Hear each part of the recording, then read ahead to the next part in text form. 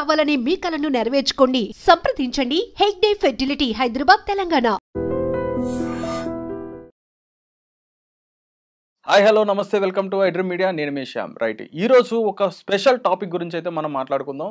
అయితే చాలా మందికి కూడా జలియన్ వాలాబాగ్ గురించి తెలిసే ఉంటుంది. అయితే జలియన్ వాలాబాగ్ అంటే చాలా వరకు ఏంటంటే హిస్టరీలో కొంతమందిని ఒక గ్రౌండ్లో పెట్టి వాళ్ళందరినీ చాలా దారుణాతి దారుణంగా ఊచకొత కోసారని చెప్పని బ్రిటిష్ వాళ్ళని చెప్పని మనం చెప్పుకుంటాం. చాలామంది కూడా చనిపోయారు. ఒక బావిలో పడిపోయి ప్రతి ఒక్కరు కూడా అంటే చాలామంది బుల్లెట్స్ తగిలి ఇట్లా జలియన్ వాలాబాగ్ గురించి మనం చెప్పుకోవడం జరుగుతుంది. కానీ జలియన్ వాలాబాగ్ వచ్చేటప్పటికి ఏప్రిల్ 13th ఎప్పుడైతే జరిగిందో 1990లో, ఆఫ్టర్ జలియన్ వాలాబాగు దానిపైన అసలు ఇలా జరిగినందుకు కూడా ఎవరు మాట్లాడారు, అసలు దానిపైన ఎవరు పోరాడారు, అసలు ఇంత అరాచకానికి గురి చేసిన బ్రిటిషుల్ని ఎవరైతే శిక్షించేలాగా ప్రయత్నించారనే విషయం అయితే ఎవరికి కూడా తెలియదు. సో ఈ పాయింట్ ఆఫ్ వ్యూలో అయితే మాత్రం ఒక స్పెషల్ హీరో క్యారెక్టర్ని అయితే ఇంట్రడ్యూస్ చేయడం అయితే జరిగింది. అది కూడా వచ్చేటప్పటికి సి శంకరన్ నాయర్ అనమాట. సో చాలా మందికి కూడా తెలియకపోవచ్చు. ఈరోజు కేసరి 2 అంటే కేసరి చాప్టర్ 2 అనే సినిమా నుంచి అయితే మాత్రం సి శంకరన్ నారాయణ గారి క్యారెక్టర్ని అయితే మాత్రం రివీల్ చేయడం అయితే జరిగింది. సో ఈ క్యారెక్టర్ ఏ విధంగా ఉంటుంది, అసలు సి శంకరన్ నాయర్ గారు అంటే ఎవరు, అసలు జలియన్ వాలాబాగ్ టైంలో ఆయన ఏం చేశారు అనే విషయాన్ని అయితే మాత్రం ఈరోజు మనకు క్లుప్తంగా వివరించడానికి అయితే సురేష్ కుచ్చెట్టి గారు, ఆయన అడిగి తెలుసుకునే ప్రయత్నం చేద్దాం. సార్ నమస్తే. సార్ నమస్కారం. ఎలా ఉన్నారు సార్? అయితే ఇప్పుడు డెఫినెట్గా దీని గురించి అయితే మాత్రం మనం మాట్లాడుకోవాలి. ఎందుకంటే చాలా వరకు కూడా మన హిస్టరీ అనేది చాలా వరకు కూడా తెలియదు. అవి ఏంటంటే పాత పుస్తకాల్లో అలాగా ఇమిడిపోయి ఉన్నాయి, కానీ బయటికి రావట్లేదు. ఏదైనా ఒక్క క్యారెక్టర్ని తీసుకొచ్చి దాన్ని చూపించి దాన్ని హీరో ఎలివేషన్ ఇస్తే కనుక మనం మళ్ళీ బ్యాక్ టు హిస్టరీకి వెళ్ళి దాన్ని రిఫర్ చేసి చేయడం అవుతుంది జరుగుతుంది. సేమ్ టైం ఇప్పుడు జరిగిన ఏదైతే ఒక మూవీని తీసుకురావడం జరిగిందో కేసరి 2 అని చెప్పని, ఆ మూవీ నుంచి మళ్ళీ ఒక క్యారెక్టర్ని మన అందరికీ కూడా ఇంట్రడ్యూస్ చేయడం అయితే జరిగింది. అండ్ ఫస్ట్ ఆఫ్ ఆల్ ఆ క్యారెక్టర్ గురించి మీ ద్వారా తెలుసుకునే ప్రయత్నం అయితే చేస్తాం. అసలు ఈ సి శంకరన్ నాయర్ అనే పర్సన్ ఎవరు అనేది మీ వర్డ్లో ఒకసారి. ఇదే ఒక ట్రాజెడీ ఇదే అండి. ఎందుకంటే మనకి స్వాతంత్రం ఎవరు తీసుకొచ్చారంటే గాంధీ, నెహ్రూ అంటారు అంతే. పటేల్ పేరు కూడా తీసుకుంటలేము మనం. 550 560 చిన్న చిన్న ప్రాంతాలు తీసుకొని భారతదేశం తయారు చేసిన పటేల్ కూడా అంత క్రెడిట్ ఇవ్వలేదు. అంబేద్కర్కి క్రెడిట్ ఇవ్వలేదు. కాన్స్టిట్యూషన్ రాసిన మంచిది. భారతరత్న ఎప్పుడు ఇచ్చారు? 90s ఐ థింక్ ఒక బీజేపీ అలయన్స్ గవర్నమెంట్ ఉన్నప్పుడు వాళ్ళు ఇచ్చారు.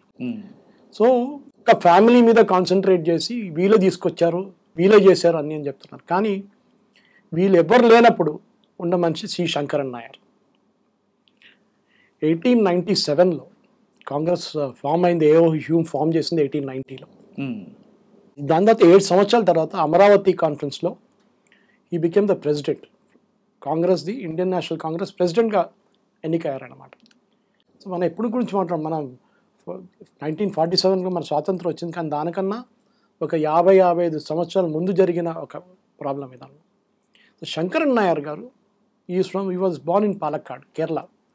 అక్కడి నుంచి బ్రిలియంట్, అకాడమిక్లీ చాలా బ్రిలియంట్ ఉంటాయి. నాయర్ ఫ్యామిలీ. నాయర్ అంటే మన ఒక ఈక్వలెంట్ తీసుకోవాలంటే క్షత్రియాలు అని చెప్పొచ్చు. I'm also from that community, from Kerala, Nair community I'm. కానీ నా పేరు కనుక నాయర్ లేదు. నా పేరంట మా మదర్ ఇంటి పేరు ఉంటుంది మా దాంట్లో. దట్ ఈస్ మ్యాట్రిలీనియల్ సిస్టమ్ అంట. Suresh Kochattil is my mother's house name. Sankaran Nair గారు ఆటోబయోగ్రఫీ ఇప్పుడు నేను నా దగ్గర ఈ ఐప్యాడ్లో ఉంది.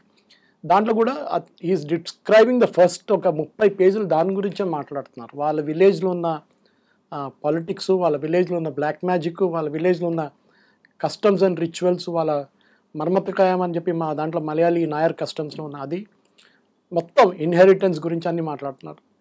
దాని తర్వాత శంకరన్ నాయర్ గారు చెన్నైకి వెళ్ళారు. ఎందుకంటే కేరళలో ఆ టైంలో పెద్ద కాలేజెస్ ఏం లేవు, ఎస్పెషల్లీ పాలక్కాడ్లో ఒక కాలేజ్ ఉంది అంతే ఆ టైంలో. అది ఇప్పుడు కూడా ఉంది, విక్టోరియా కాలేజ్ అని చెప్పి. కానీ ఈ వాంటెడ్ స్టడీ లా. సో దానికోసం ప్రెసిడెన్సీ కాలేజ్ మెడ్రాస్కి వెళ్ళారు. అక్కడి నుంచి లా తీసుకొని లా డిగ్రీ చేసిన తర్వాత ఈ స్టార్టెడ్ వర్కింగ్ యాజ్ అడ్వకేట్. అప్పుడు వకీల్ అంటారు ఆ టైంలో. అప్పుడు వకీల్లో సీనియర్ మోస్ట్ అంతా బ్రిటిష్ వాళ్ళు ఉంటారు, జూనియర్ వాళ్ళు ఇండియన్స్ ఉంటారు. కొంతమంది పైకి వెళ్ళారు, కానీ చాలామంది 90% ఇండియన్స్ వకీల్గా పనిచేస్తారు, అసిస్టెంట్గా, సబార్డినేట్స్గా. అక్కడి నుంచి ఈ started growing in strength. Judge అయ్యారు, మినిస్టర్ అయ్యారు. దాని తర్వాత లాస్ట్లో he was appointed to the Viceroy's Council. Viceroy's Council అంటే భారతదేశం నడిపించే కౌన్సిల్. ఒక మన ఇప్పుడున్న క్యాబినెట్, మోదీ గారి క్యాబినెట్ అని చెప్పొచ్చు. అట్లా దాంట్లో శంకర్ నాయర్ కన్నా ముందు 2 ఇండియన్సే వచ్చారు, దానికన్నా ముందు ఎన్నికయ్యారనమాట. దానికి తర్వాత the third person to join the viceroy's council.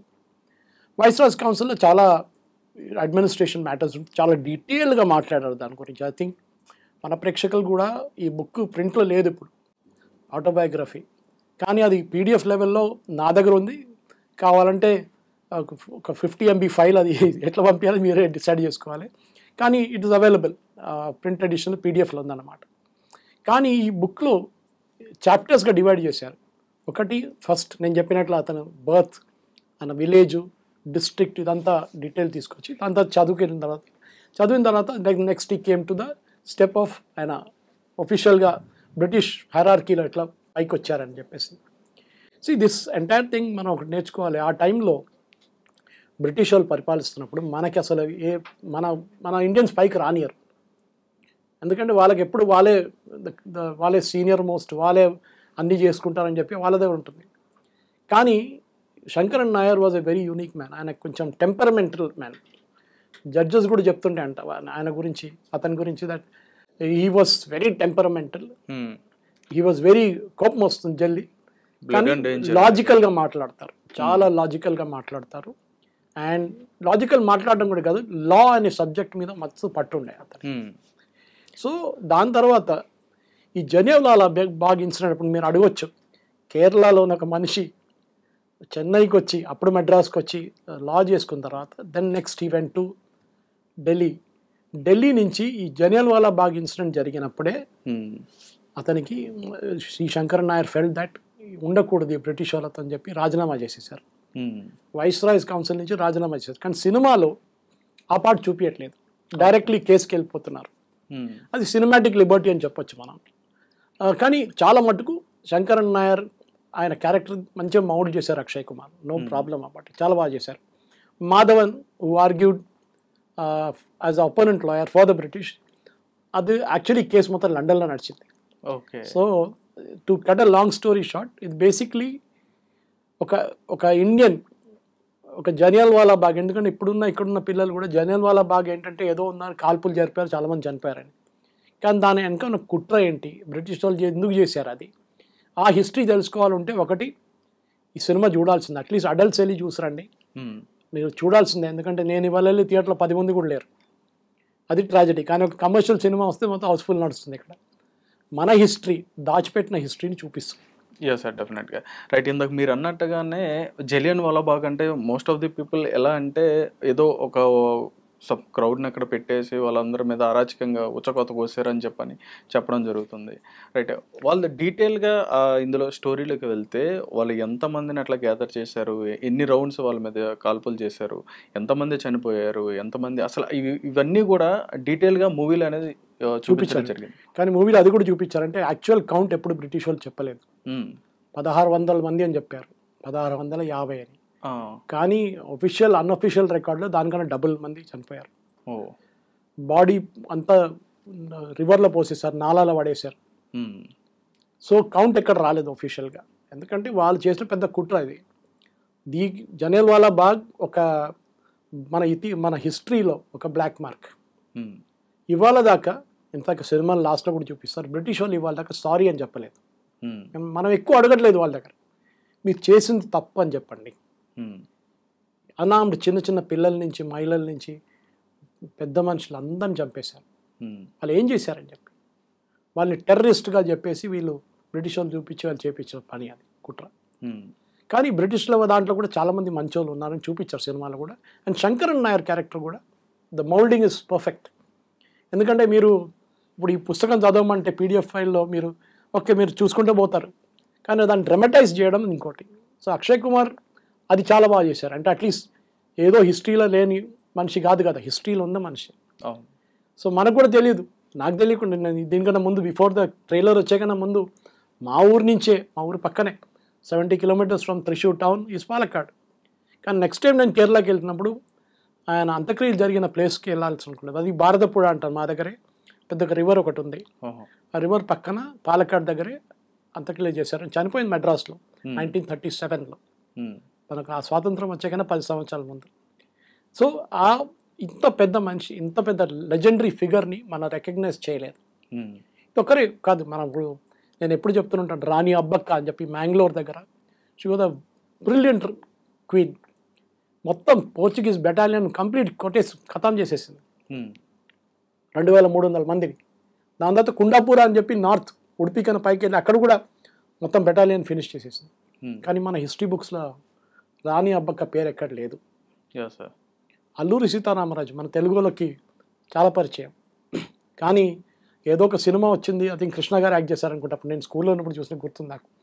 ఆ సినిమా తర్వాత సీతారామరాజు గారి హిస్టరీ ఏంటి, నార్త్ ఇండియన్ టెక్స్ట్ బుక్స్లో ఉందా అంటే అట్లీస్ట్ సిబిఎస్ఈ బుక్స్లో ఉందా, ఏం చేశారు, వాళ్ళ ఫ్యామిలీ ఎక్కడ ఉన్నారు, అయితే మీలాంటి ఛానల్స్ కూడా వెళ్ళి చూడాలి వాళ్ళ ఫ్యామిలీ ఎక్కడ ఉన్నారు, వాళ్ళు ఎట్లా ఉన్నారు ఇప్పుడు అని చెప్పేసి. ఎందుకంటే ఎన్నో జనరేషన్స్ అయిపోయింది కదా. దాని తర్వాత అహోం రాజా అస్సాంలో 800 సంవత్సరాలు ఒక్క మొఘల్ని కూడా కాల్పెట్టనీయలేదు వాళ్ళు అస్సాంలో. అప్పుడు అస్సాం అనే ఒక స్టేట్ లేదు, అహోం అంటారు ఆ టైంలో.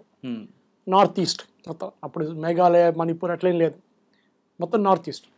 వాళ్ళు అక్కడ ఆ పక్కన రానియలేదు. ఆలోచించండి. సో అట్లా చాలా స్టోరీస్ ఉన్నాయి. ఇప్పుడు మొన్న వచ్చిన షాబాజ్ సినిమా వచ్చిన తర్వాతనే అందరికి సాంబాజీ ఎవరని తెలిసిపోయింది, దాని మీద గొడవ ఇంకోటి, అది వేరే. కానీ మన హిస్టరీ ఎప్పుడు మర్చిపోకూడదు. ఇంగ్లీష్లో ఒక సేయింగ్ ఉంది, దోస్ హూ ఫర్గెట్ హిస్టరీ మర్చిపోయిన వాళ్ళు are condemn to repeat it. అంటే మళ్ళీ మీకు అదే హిస్టరీ తిరిగి వస్తుంది. ప్రాబ్లమ్ విత్ టుడేస్ జనరేషన్, ఇప్పుడు జనరేషన్ ఏంటంటే ఎందుకు లేకపోయినా అయిపోయింది కదా, ఎప్పుడో ఎవరో వచ్చాడు ఏం చేశాడని. మీకు స్వాతంత్రం వచ్చింది తీసుకొచ్చిన వాళ్ళు, మీరు ఇవాళ చైర్లో కూర్చొని మాట్లాడుతున్నారు బికాస్ ఆఫ్ దెమ్. మీకు ఇప్పుడున్న ఫ్రీడమ్, మీకు ఇప్పుడున్న డెమోక్రసీ అంతా తీసుకొచ్చిన వాళ్ళు. కానీ మన దగ్గర హిస్టరీ బుక్స్లో మహాత్మా గాంధీ, జవహర్లాల్ నెహ్రూ వీళ్ళే ఇండిపెండెన్స్ తీసుకొచ్చారు, వీళ్ళే స్వాతంత్రం తీసుకొచ్చారు. ఎందుకని అని చెప్పని అలా ఇప్పుడు మీరు ఇందాక చెప్పినట్టుగా లెఫ్టిస్ట్గా రైటిస్ట్గా ఇలాగ కొన్ని డివైడ్ అయిపోయి వాళ్ళని మాత్రమే చూపించడం ఎందుకని అలా జరిగిందని చెప్పి. హిస్టరీ ఎప్పుడు వైట్ వాష్ చేస్తారండి. అది ఎప్పుడు మన 1939 అనుకుంటాను, సుభాష్ చంద్రబోస్ గారు మణిపూర్, ఇప్పుడున్న మణిపూర్లో first time Indian flag hoist చేశారు. అదే కదా మన ఫ్రీడమ్ వచ్చిన రోజు. కానీ దాని గురించి ఎవరు చెప్పరు. అండమాన్స్లో చేశారు. ఎవరిని ఇప్పుడు వీర్ సావర్కర్ క్యారెక్టర్ తీసుకోండి, చాలా కాంట్రవర్సీ క్రియేట్ చేశారు. కానీ నైనాతే డాక్టర్ విక్రమ్ సంపత్ బుక్ రాసిన ఆథర్, డబుల్ బుక్ రాసిన ఆథర్ డాక్టర్ విక్రమ్ సంపత్తో నేను చాలాసార్లు మాట్లాడాను దీని గురించి.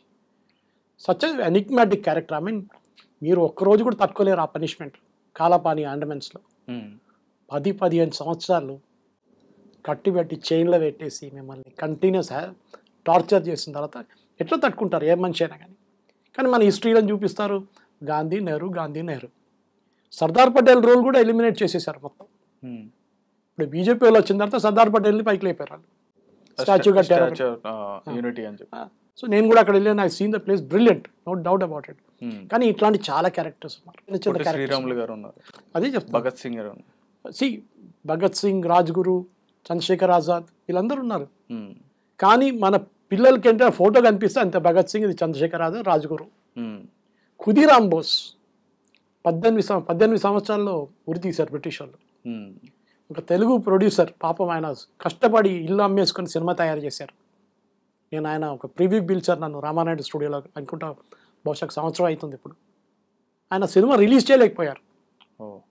ఆలోచించండి, ఇల్లు అమ్మేసుకొని ఉన్న ఆస్తులను అమ్మేసుకొని చేశారు ఆయన సినిమా. చాలా బాగా తీశారు, కానీ దాన్ని రిలీజ్ లేదు. కానీ మన దగ్గర కమర్షియల్ సినిమాలు ఉంటే హిట్ అయిపోతుంది. అందరికీ అక్షయ్ కుమార్ లాంటి బడ్జెట్ ఉండదు కదా. కానీ అదే చెప్తున్నారు, ఈ ఖుదీరామ్ బోస్ 18 year old 18 సంవత్సరాల అబ్బాయిని బ్రిటిష్ వాళ్ళు ఉరి తీశారు. ఆయన పేరు ఎక్కడైనా హిస్టరీ బుక్స్లో ఉందండి? ఎక్కడ లేదు. ఉంది, అక్కడెక్కడ కనిపిస్తుంది మీకు అప్పుడు. అట్లా చాలామంది ఉన్నారు. ఇప్పుడు ఝాన్సీ లక్ష్మీబాయి అయినా కానీ ఒక్కో మహిళగా ఆవిడ్ని ఒక్కవాడిని చూపిస్తారు, ఇంకా దుర్గాబాయి దేశ్ముఖ్ అని చెప్పని. మన దగ్గర తెలుగు నాటి నుంచి రాణి రుద్రమ్మ అని ఎవరైనా మా హిస్టరీ బుక్స్ మీకు కనిపించారండి? ఇక్కడ హిస్టరీ బుక్స్లో ఉంటుంది బహుశా స్టేట్ గవర్నమెంట్ది, సిబిఎస్ఈ ఎన్సీఆర్టీ బుక్స్ ఉండదు. మన పిల్లలకి హిస్టరీ నేర్పియాలండి. మనం అనుకుంటే హిస్టరీ అంటే వేస్ట్, అది అయిపోయిందిలే, బ్రిటిష్ వారు పోయింది, మనకెందుకో తలకాయ నొప్పి అని చెప్పి కాదు. You should be proud of a history. మీకు చెప్తాను, హైఫా అని ఒక టౌన్ ఉంది ఇజ్రాయెల్లో. హైఫా టౌన్ సెకండ్ వరల్డ్ వార్లో లిబరేట్ చేసింది Indian army, British Indian army. Haifa Chowk అంటాం మన ఢిల్లీలో, తీన్మూర్తి మార్గ్ దగ్గర. అక్కడ ఇజ్రాయేలీ టెక్స్ట్ బుక్స్లో ఈ టౌన్ని లిబరేట్ చేసింది ఇండియన్ సోల్జర్స్ అని ఇప్పుడు కూడా వాళ్ళ టెక్స్ట్ బుక్స్లో ఉంది. కానీ మన టెక్స్ట్ బుక్స్లో లేవు. అది మన ప్రౌడ్ మూమెంట్, మనకు ఉండాల్సింది. కానీ వాళ్ళు మనకి దే ఆర్ హానరింగ్ అస్, మనం చేయట్లేదు. అక్కడ వాళ్ళకి మెమోరియల్ కూడా ఉంది ఇండియన్ సోల్జర్స్కి. సో ఇట్లాంటి చాలా హిస్టరీలో పాయింట్స్ ఉన్నాయి. కానీ నాకు Sankaran Nair is one case where Akshay Kumar ఆ బుక్ చూసిన తర్వాత వాళ్ళ ఫ్యామిలీతో సర్వైవింగ్, అంటే నెక్స్ట్ జనరేషన్ థర్డ్ జనరేషన్తో మాట్లాడి, ఇప్పుడు వాళ్ళ పలాట్ ఫ్యామిలీ అంటారు వాళ్ళు, పిఏఎల్ఏటి, వాళ్ళతో మాట్లాడి వాళ్ళు రాసిన పుస్తకం మీద సినిమా తీశారు. ఓకే. సో కానీ అన్నోన్ క్యారెక్టర్స్ ఎంతోమంది ఉన్నారు. నేను అదే అడుగుతున్నాను మళ్ళీ తెలుగులో ఇవాళ దాకా ఒకటి సినిమా తీశారంటే వాళ్ళు సీతారామ తర్వాత మళ్ళీ ఒక సినిమా లేదు. అంతనే కమర్షియల్, సరే కమర్షియల్ సినిమాలు ఉండాల్సిందే, నువ్వు డబ్బులు సంపాదించాలి, there is no doubt about it. కానీ హిస్టరీ ఈజ్ వెరీ ఇంపార్టెంట్. మీరు షిండ్లర్స్ లిస్ట్ చూడండి, సో బ్రిలియంట్ ఇట్ వాస్. అట్లా చాలా ఉన్నాయండి. Hollywood has done a very good job వాళ్ళ హిస్టరీ క్యాప్చర్ చేయడంలో. కానీ మనం చేయలేదు. ఎందుకంటే నేను చెప్పినట్టు 4 ఉంటారు థియేటర్లు, చాలా కష్టపడి బ్రేక్ ఈవెన్ వస్తుంది వాళ్ళకి. అదే. కానీ ఇట్ షుడ్ బి షోన్, కానీ అందరికి చూపించాలి, అందరికి చూడాలి. ఐఎమ్ నాట్ సెయింగ్ గాంధీ ఏం చేయలేదని చెప్పేసి, కానీ ఆరైట్లా బిల్డప్ చేశారంటే గాంధీ ఒక్కరే చేశారని చెప్పి కాదు. గాంధీ లాంటి చాలామంది చేశారు, కలిసి చేశారు. And there is no doubt about it. Tilak ఉన్నారు, అతని రోల్ కూడా ఎక్కడ లేదు. సుభాష్ చంద్రబోస్ నేను చెప్పినట్లు ఆ రోల్ పోయింది. రవీంద్రనాథ్ ఠాగూర్ పోయిటరీతో చేశారు. ఈవెన్ శంకరన్ నాయర్ని నైట్హుడ్ చేశారు, సర్ శంకరన్ నాయర్. లాస్ట్ అంతా పక్కన పడేసి నాకు ఇదేం అక్కర్లేదని చెప్పి వెళ్ళి బ్రిటిష్ మీద పడ్డాడు. సో కోర్ట్ రూమ్ డ్రామా మీకు ఇంట్రెస్టింగ్గా ఉండొచ్చు, లేకుండా ఉండొచ్చు, కానీ ఒక క్యారెక్టర్ని మీరు మీ టెక్స్ట్ బుక్స్లో ఉండాల్సింది. ఏ చిన్న రోల్ అయినా వాళ్ళు పెర్ఫామ్ చేసిన దాంట్లో. మన దగ్గర రజాకార్ అండ్ సినిమా ఒకటి వచ్చింది, మన కూడు నారాయణ రెడ్డి గారు. ఎంతమంది చూశారండి? చూడలేదు. ఇక్కడ మనకు అందరు తెలుసు దాంట్లో జరిగిన ఇన్సిడెంట్స్. ఖర్గే గారు వాళ్ళ కాంగ్రెస్ ప్రెసిడెంట్ ఖర్గే వాళ్ళ మదర్ అండ్ సిస్టర్ మీద కూడా హత్య జరిగింది కదా. కానీ హిస్టరీ బుక్స్లో ఎక్కడ లేదు. దాన్ని ఆపేశారు, అక్కడ ఎవడో దబాయించేశాడు కథ. తెలియాల్సింది. When you can show Schindler's list, why not this? మనలోనే జరుగుతుంది, మనలోనే జరుగుతుంది. ఎందుకంటే మనకి హిస్టరీ అనేది మనకు అసలు ఇష్టం లేదు. We don't like history. మనం ఎందుకు లేదు అక్కడ వాడి సేమ్ డైలాగ్ వస్తుంది మళ్ళీ మీ దగ్గరికి, ఎప్పుడో జరిగింది దాని ఎందుకు వాడాలి కాదు. శ్రీ శంకరన్ నాయర్ అనే క్యారెక్టర్ని మీ పిల్లలకి అట్లీస్ట్ స్కూల్స్లో, and I'm ready to go and talk. ఏ స్కూల్లో నన్ను పిలిస్తే నేను అక్కడ వచ్చి వాళ్ళ పిల్లలకి చెప్తాను ఆ స్టోరీ. వాళ్ళు వినాల్సిందే, వాళ్ళకు ఒక ఇన్స్పిరేషన్ రావాలి దాని నుంచి.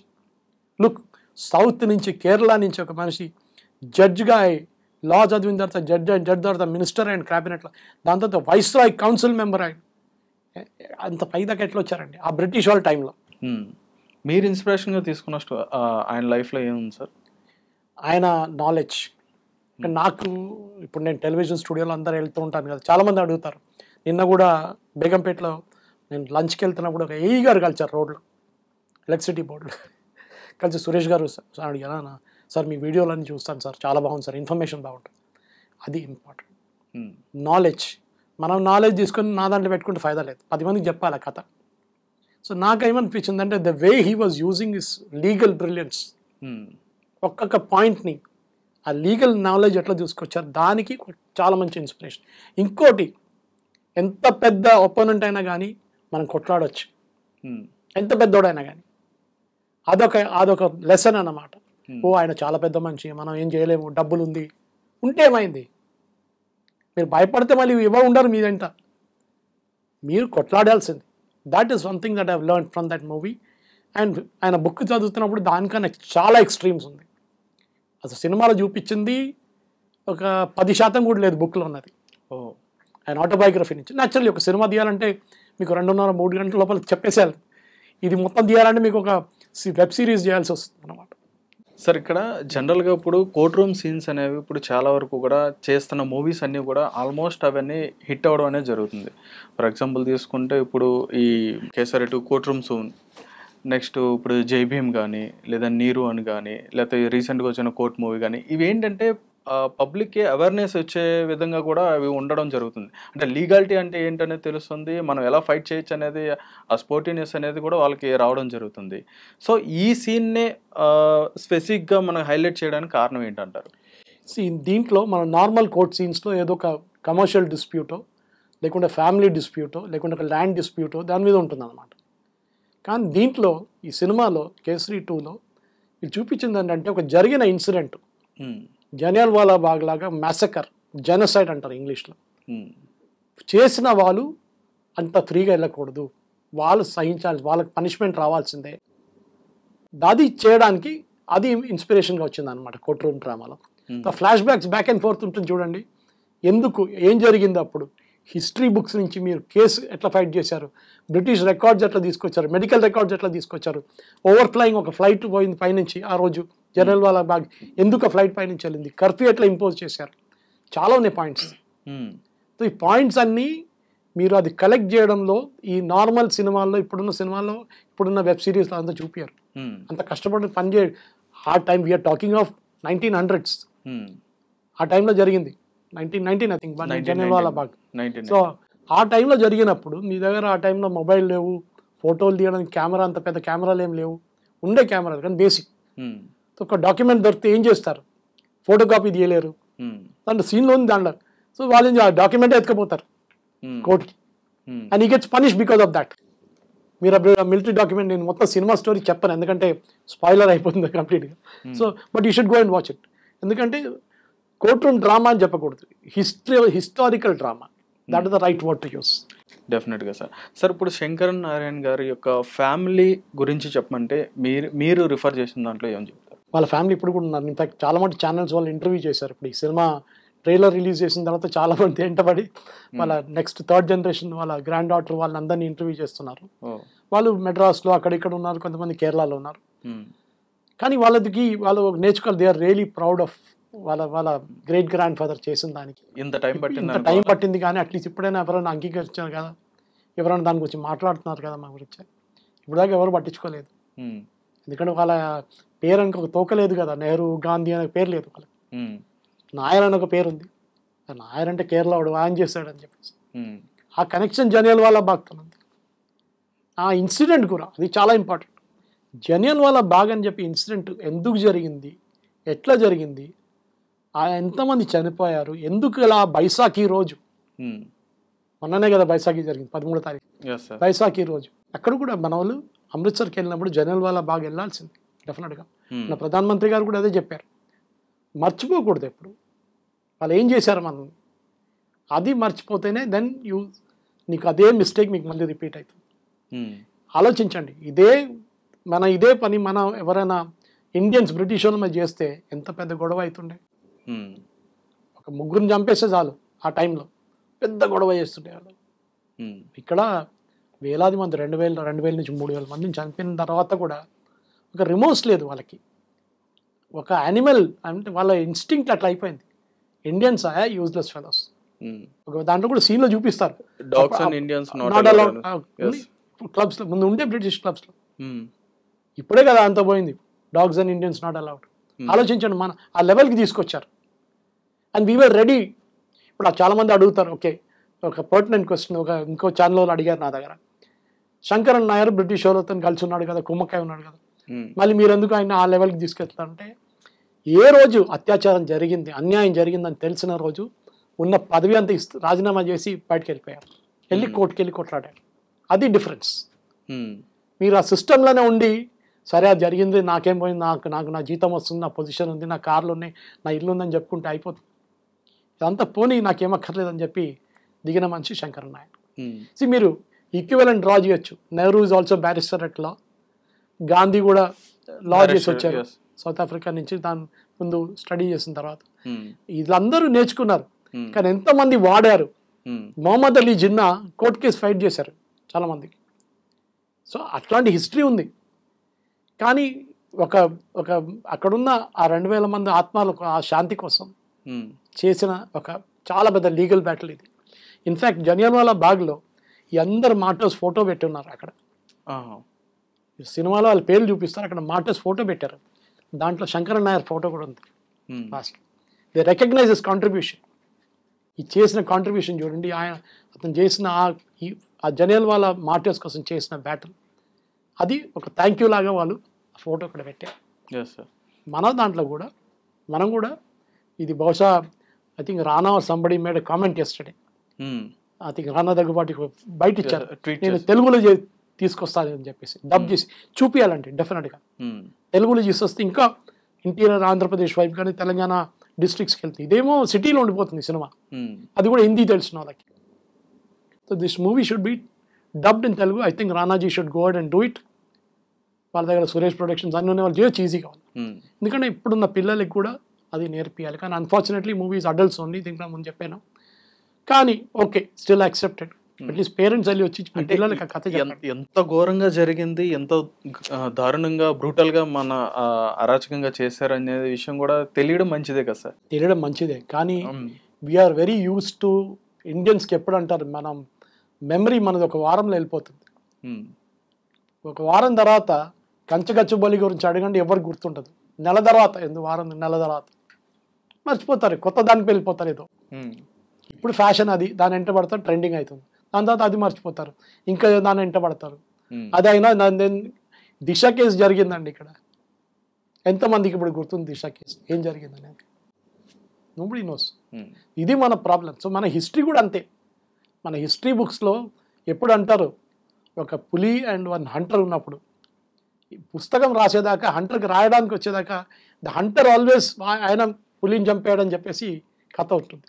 ఏ రోజు పులి నేర్చుకుంటుందో రాయడం పుస్తకం, ఆ రోజు స్టోరీ ఉల్టా అవుతుంది. ద ప్రాబ్లమ్ ఇస్ మన దగ్గర ఈ రొమిలా తాపార్, ఇర్ఫాన్ హబీబ్ లాంటి వాళ్ళు లెఫ్టిస్ట్ వచ్చి కంప్లీట్ కాంగ్రెసే తప్పు పడుతున్నాం దానికి. జ్యోతిబాసు చేసిన తప్పు అది. జ్యోతిబాసు డిమాండెడ్ ఫ్రమ్ ఇందిరాగాంధీ, మేము వెస్ట్ బెంగాల్ నుంచి కేరళ నుంచి బయటకు రాకుండా ఉండడానికి మాకు వైస్ ఛాన్సలర్స్ ప్రొఫెసర్స్ అంతా మా వాళ్ళని రిక్రూట్ చేయాలని చెప్పారు సెంట్రల్ యూనివర్సిటీస్లో. అప్పుడు జరిగింది 70s నుంచి. దానికోసం మన హిస్టరీ బుక్స్లో ఎక్కడ మీకు ఒక గెలిచిన రాజు కథ ఎక్కడ కనిపించదు, ఓడిపోయిన వాళ్ళే కథ అనిపిస్తుంది. కానీ మన దగ్గర ఎంతో మంది ఉన్నారు. నేను చెప్పాను విక్రమ్ సంపత్ గారి book kings and queens of India, Manoshi she has written lot of books, 2 books 3 books. Manoshi దగ్గర కూడా అడిగాను, నేను కాన్ఫరెన్స్ అక్కడ కలిసిన అడిగాను, ఆమె కూడా అదే అంటుంది, నేను స్కూల్లో వెళ్ళి మాట్లాడుతున్నాను, కాలేజ్లో వెళ్ళి మాట్లాడుతున్నాను. ఇప్పుడు వాళ్ళందరూ అడుగుతున్నారు, ఇది ఉండేనా మేడం ఇట్లానే అడుగుతున్నారంట. That is the tragedy. And Sankaran Nair is only one example. But నేను మళ్ళీ అది రిపీట్ చేస్తున్నాను, ఒక చిన్న ఎగ్జాంపుల్. సినిమాలో చూపించింది, నేను దీంట్లో ముందు చెప్పినట్ల 10% అతని లైఫ్ యాక్చువల్ హిస్టరీ 10% చెప్పారు. Good enough, no problem, no dispute with that. చాలా riveting court room drama, John Grisham books లాగా కాదు, ఆల్ స్టాండీ గార్డనర్ లాగా కాదు. కానీ he has brought out the majority of the impact. Theatre నుంచి మీకు బయట వస్తున్నప్పుడు మీకు నేను ఇవాళ చూసిన 10-15 మంది ఉన్నారు థియేటర్లో, చాలా సైలెంట్గా వెళ్ళిపోతున్నారు బయటికి, ఏం మాట్లాడుకుంటే. యూజువలీ వాళ్ళు ఏదో మాట్లాడతారు, అది సినిమా అయిన తర్వాత పిన్ డ్రాప్ సైలెన్స్. అది ఇంకా సింక్ కాలేదన్నమాట. నేను కూడా బహుశా ఇంకో 2-3 సార్లు చూస్తాను, అది నా దాంట్లో కూడా it will get into my blood. ఇప్పుడేదో సినిమా చూసి వచ్చి మీ ముందు కూర్చొని మాట్లాడుతున్నాను, ఇంకో స్టూడియోకి వెళ్ళి రివ్యూ చేయబోతున్నాను, ఇదంతా ఉంటుంది. కానీ we should all remember that history అనేది ఎప్పుడు మర్చిపోకూడదు. Sankaran Nair story it's a classic example. ఏంట్రా ఇప్పుడు దాకా ఇట్లా ఒక మనిషి ఉండేనా మన దగ్గర అని చెప్పేసి. Yes sir. ఇప్పుడు శంకరన్ నాయర్ గారు ఆయన రోట్ చేసిన బుక్ ఏదైతే ఉందో గాంధీ అండ్ అనార్కీ, ఆ బుక్ గురించి మీరు మీ పాయింట్ ఆఫ్ వ్యూలో రిఫర్ చేసింది. గాంధీ గారికి శంకరన్ నాయర్కి ఎప్పుడు పడదు. ఎందుకని అంటారు అంటే he felt that non violence game violence ఆయన పనికి రాదు. మీకు గుర్తుంటుంది, మన ప్రేక్షకులు కూడా అర్థం చేసుకోవాలి. అందరూ అనుకుంటారు గాంధీ నాన్ వైలెన్స్ తోనే మనకి ఫ్రీడమ్ వచ్చిందని. కానీ అప్పుడున్న బ్రిటిష్ ప్రైమ్ మినిస్టర్ క్లిమెంట్ యాట్లీ వాళ్ళ పార్లమెంట్లో చెప్పారు, మేము భారతదేశానికి స్వాతంత్రం ఇవ్వబోతున్నాం. ఎందుకంటే నేతాజీ సుభాష్ చంద్రబోస్ అని అక్కడ ఉన్నాడు, మా ఎంటబడి మా లైఫ్ దుర్గా చేసే మొత్తం ఆర్మీలో మ్యూట్నీ చేయించాడు, నేవీలో మ్యూట్నీ చేయించాడు, జాపనీస్ వాళ్ళతో వచ్చి బర్మా రీజన్ నుంచి చేస్తున్నారు, అటాక్స్ చేస్తున్నారు, మాకు పిచ్చి పట్టేస్తుంది, we want to give freedom to India, not because of Gandhi, I'm giving it because of Subhash అని. ఈ స్టేట్మెంట్ ఇస్ ద క్లిమెంట్ యాట్లీ. కానీ మన దగ్గర చెప్తున్నాయండి, సుభాష్ చంద్రబోస్ ఏదో జాపనీస్ వాళ్ళతో ఉండి వాళ్ళతో చేయించారు, బ్రిటిష్ వాళ్ళతో వాళ్ళ కోపం ఉండే వాళ్ళకి Japanese. End of the day he wanted independence, Indian national army setup చేశారు, ఆజాద్ హింద్ ఫౌజ్. కానీ అక్కడ కూడా ఫుట్ నోట్స్ ఆఫ్ హిస్టరీ అంటాం, ఎక్కడో కిందకి మనం రెలిగేట్ చేసేసాం. కెప్టెన్ లక్ష్మీ సైగల్ ఇట్లా కొంతమంది గుర్తుంటారు, షానవాజ్ ఖాన్, ఇంతే ఒక 5 మంది పేర్లు గుర్తొస్తుంది మీకు ఇండియన్ నేషనల్ ఆర్మీలో. సో మన పిల్లలు కూడా ఇది ఇట్లాంటి ఇంకా ఉంటారు, చాలామంది ఉంటారు. తెలుగు ఇక్కడ ఉండొచ్చు, నాకు తెలియదు. ఆంధ్ర మన ఉమ్మడి ఆంధ్రప్రదేశ్ లాగానే maybe we had some freedom fighters like that, brilliant. కానీ చాలా రేర్ ఇట్లాంటి మనుషులు, చాలా రేర్. ఒక ఎక్కడో లేని హిస్టరీ నుంచి తీసుకొచ్చి ఇట్లాంటి ఆటోబయోగ్రఫీ పీడిఎఫ్ నుంచి చదవాల్సిన ట్రాజడీ వచ్చేస్తుంది అన్నమాట. పుస్తకం ప్రింట్లో లేదు, ఆలోచించండి. పుస్తకం అమెజాన్లో వెళ్తే లేదు, పుస్తకం నాట్ ఇన్ ప్రింట్ అంటుంది. సో డెఫినెట్గా గాంధీ అండ్ అనార్కీలో ఈ క్వశ్చన్ గాంధీస్ టాక్టిక్స్, మీకు ఇది పనికిరాదు. ఇన్ఫ్యాక్ట్ ఐ థింక్ ఎవరు చెప్పారో నాకు గుర్తులేదు, సరోజినీ నాయుడు చెప్పారా ఇంకెవరు చెప్పారు గుర్తులేదు. It cost a lot of money to keep Gandhi in poverty అని. గాంధీని పావర్టీ లాగా చూపించి గాంధీని ఆ పరిస్థితికి చూపించడంలో చాలా డబ్బులు ఖర్చు అయింది మాకు. So he had his role, లేదని చెప్పట్లేదు. కానీ దాంట్లో హిస్టరీలో we have all difference opinion. ఎందుకు పాకిస్తాన్ ఇచ్చారు? పాకిస్తాన్ ముస్లిం నేషన్ అని ఇచ్చారు, కానీ ముస్లిమ్స్ అందరూ అక్కడికి వెళ్ళారా? వెళ్ళలేదు. మళ్ళీ ఎందుకు ఇచ్చారు? Question is right. So we have to ask this question. హిస్టరీలో every time one person is not correct. మనకి క్వశ్చన్ చేయాల్సిన అధికారం ఉండాలి మనకి. సో నేనేం చెప్తున్నా అంటే శ్రీ శంకరన్ నాయర్ గారి స్టోరీలో కూడా ఈ కేసరి పార్ట్ 2లో ఒక పార్ట్ ఆఫ్ హిస్టరీ చూపించారు మనది. That part of history doesn't come till 47. 1919 maybe next 1921లో ఎండ్ అయిపోతుంది సినిమా అక్కడే. దాని తర్వాత ఆయన హిస్టరీ చూపించట్లేదు, ఎక్కడికి వెళ్ళారో ఏం చేశారో అని చెప్పి. అది ఆటోబయోగ్రఫీలో ఉంది, కానీ it doesn't go beyond that. సినిమాలో అది రాదు, నో ప్రాబ్లం. దాని తర్వాత 1937లో ఈ passed away in Madras, body was taken to Kerala for cremation. అదంతా జరిగింది. కానీ what we need to understand, ఇప్పుడున్న పిల్లలు, ఇప్పుడున్న ప్రేక్షకులు అందరూ అర్థం చేసుకోవాలంటే సినిమా ఒక మీడియం. ఆ మీడియంలో అందరికన్నా best story telling. Story telling అనేది మనకు గుర్తుంటుంది. మీకు మన గ్రాండ్ మదర్స్, అమ్మమ్మ అలా వాళ్ళు రాత్రి మన కథలు చెప్తుండే. ఇప్పుడు జనరేషన్ అయితే గ్రాండ్ మదర్స్ ఓల్డేజ్ హోమ్లో ఉన్నారు, కానీ పాత జనరేషన్లో మనం కూర్చొని 5 నిమిషాలు రాత్రి నిద్రపోయే ముందు కథ చెప్తుంది, ఒక రాజా ఒక రాణి గురించి. Same story next day repeat అవుతుంది, కానీ చేంజ్ చేసేస్తారు, అక్కడిక్కడ కొంచెం చేంజ్ చేస్తారు. ఆ స్టోరీ టెల్లింగ్ లేదు ఇప్పుడు. మన సినిమాలు కూడా లేవు స్టోరీ టెల్లింగ్. సో ఈ మూవీలో కూడా Akshay Kumar has manage that story telling format. అది చాలా బాగా చేశారు. So that is what I liked about the movie. కానీ శంకర్ నాయర్ లైఫ్ గురించి ఐ థింక్ ఒక వెబ్ సిరీస్ ఈజీగా చేయవచ్చు, ఏదో ఒక ప్రొడక్షన్ హౌస్ చేయాల్సింది అది, అండ్ దట్ షుడ్ హ్యాపెన్.